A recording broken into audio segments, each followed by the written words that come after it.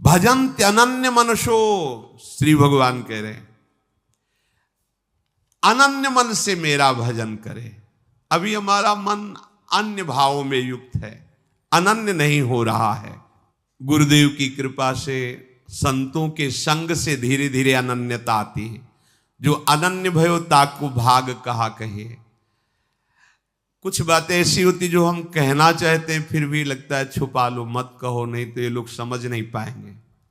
आपसे सच्ची कहते हैं, भगवत प्राप्ति कुछ करने से नहीं होती, सच्ची कहते हैं।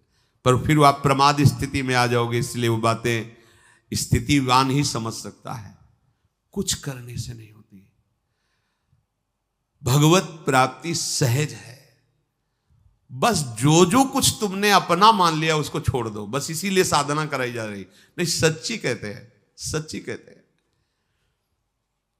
जो भी किया जा रहा है सब प्रकृति के अंतर्गत है और आदि अंत वाला है। आप देख लो, जो भी किया जा रहा है, क्या आदि अंत वाली क्रियाओं से अनंत को प्राप्त किया जा सकता है? क्या अनित्य शरीर की अनित्य क्रियाओं से नित्य तत्व को प्राप्त किया जा सकता है? नहीं। इसीलिए हम कह रहे हैं कि हम छुपा करके, इसीलिए कि आप फिर कहोगे फिर ये करो ये करो ये करो, ऐसा आप आदेश करते हो क्योंकि आप असत धारणा से युक्त हो, असत क्रियाओं से युक्त हो, असत शरीर में अहम किए हो। नहीं तो जिस समय गुरु कृपा से बात हटती है तो सच्ची मानो रोम रोम भगवत स्वरूप है।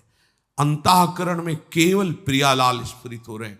कोई संकल्प, कोई विकल्प उस उपासक के रह ही नहीं जाता जिसकी शरणागति पक्की हो गई, अर्थात अहम समर्पित हो गया।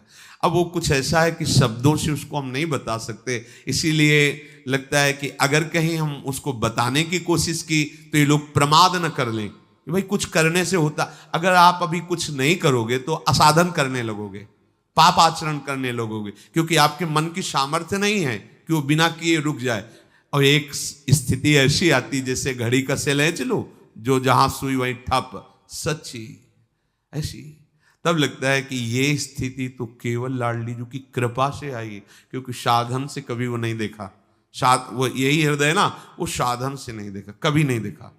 वो प्रयास था, लेकिन जब वस्तु आई तो हमारे प्रयास से नहीं समझ में आई, कृपा से समझ में आई। इसलिए स्पष्ट कहते हैं किसी क्रिया से भगवत प्राप्ति नहीं है, क्रियाओं के संबंध त्याग से भगवत प्राप्ति है। पक्की बात। पर यह गूढ़ विषय है, इसलिए प्रमाद मत करना। जो कर रहे हो वही आपको क्रिया त्याग की स्थिति में ले जाएगा। पर स्थिति यह है, भाई जी महाराज, आप जो बुलवा रहे हो बोल रहा हूं, जो करवा रहे हो कर रहा हूं, मैं देख रहा हूं कि मैं हूं नहीं, आप ही आप। सच्ची ऐसा ही है, ऐसा ही है। कोई भी त्रिभुवन में ऐसा असाधन नहीं जो भगवत प्राप्ति ना होने दे, और कोई भी त्रिभुवन में ऐसा साधन नहीं जो भगवत प्राप्ति करा सके। ये पहली है, ये पहली है। यदि आपने अपने आप को छोड़ दिया प्रभु के हवाले, छोड़ नहीं पाते। ये जो श्री भगवान के वचन है, भजन्ते अनन्य मनुष्यो, इसका गूढ़ बात हम आपको बता रहे हैं। अपने को पूरा का पूरा प्रभु के हवाले छोड़ देना बड़ा मुश्किल, नहीं छोड़ पाओगे। देखो ना, कहां छोड़ पा रहे हो। अब इसी में अभी कह देंगे तो तुम बैठ जाओगे कि न खाना है न पी। हमने कब कहा नहीं खाना? अपने को प्रभु के हवाले कर दो। आज से हमारे शरीर, हमारे मन, हमारे वचन, हमारी चेष्टा और मैं, इसके अधिकारी केवल प्रियाजू हैं। अब जैसा चाहो लाडली, वैसा हम देखेंगे, कहीं भी मैं नहीं हूं। अभ्यास करो इसका, क्योंकि अभी अभ्यास है मैं हूं, इसका अभ्यास करो। ये लाडली जू ने, ये लाडली जू ने करा, ये लाडली जू ने बोला, ये लाडली जू की इच्छा, ये लाडली जू के। तो आप कह सकते हो फिर पापाचरण। इस वृत्ति में पापाचरण होते ही नहीं, क्योंकि पापाचरण होते अहंकार वृत्ति में, देहाभिमान में। ये तो भगवत भाव है, इसमें पापाचरण कहां हो सकते हैं? अगर आपकी शरणागत नहीं, आप केवल बातें बना रहे हो तो होगा, पर झूठा खेले सांचा हो। आ जाओ इस बात, काहे को भार लिए हुए। प्रभु भी गीता जी में आपको इशारे से बता रहे हैं, तुम्हारा केवल एक काम है, अनन्यस चिंतयन्तो माम, बस। और अनन्य चिंतन माला को नहीं कहते, ध्यान रखना।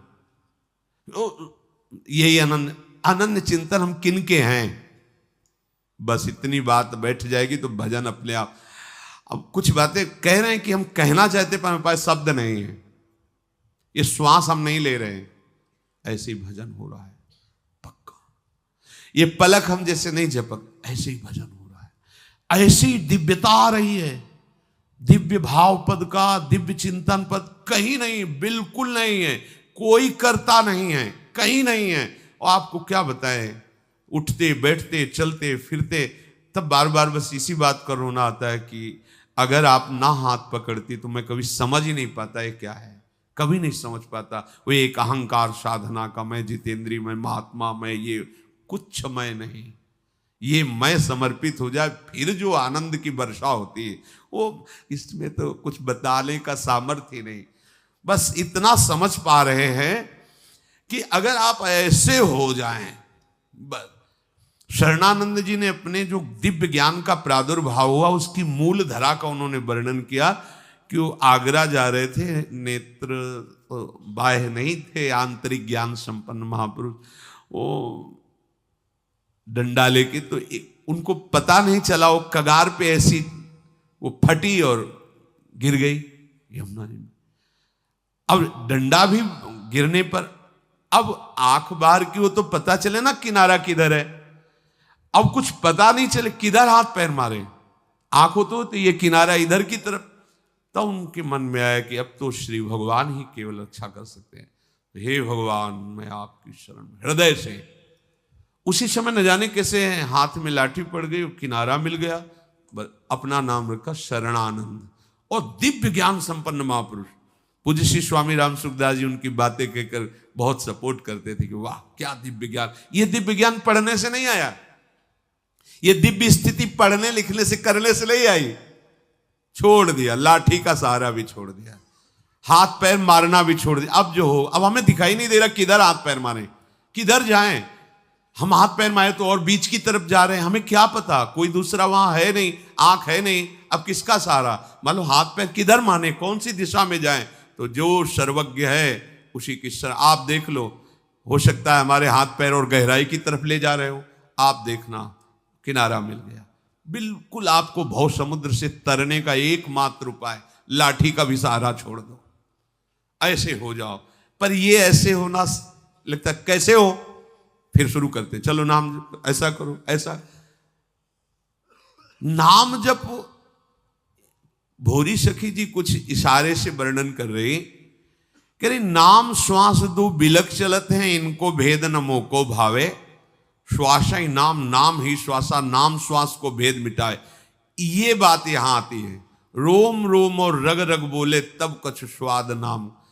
आपसे सच्ची कहते हैं कि श्री जी के सहारे हो जाओ,